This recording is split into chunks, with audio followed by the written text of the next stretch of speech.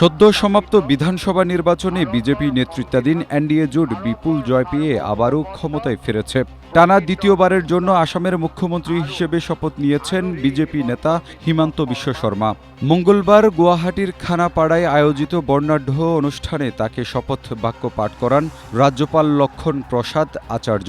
অনুষ্ঠানে উপস্থিত ছিলেন ভারতের প্রধানমন্ত্রী নরেন্দ্র মোদী, স্বরাষ্ট্রমন্ত্রী অমিত শাহ এবং প্রতিরক্ষা মন্ত্রী রাজনাথ সিং সহ বিজেপি ও এনডিএ জোটের একাধিক শীর্ষ নেতা।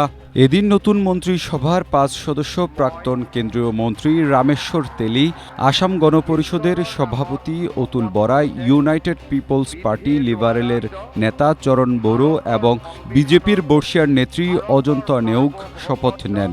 এর ফলে আসামে টানা তৃতীয়বার সরকার গঠন করে উত্তর পূর্ব ভারতে নিজেদের রাজনৈতিক আধিপত্য আরও মজবুত করল বিজেপি।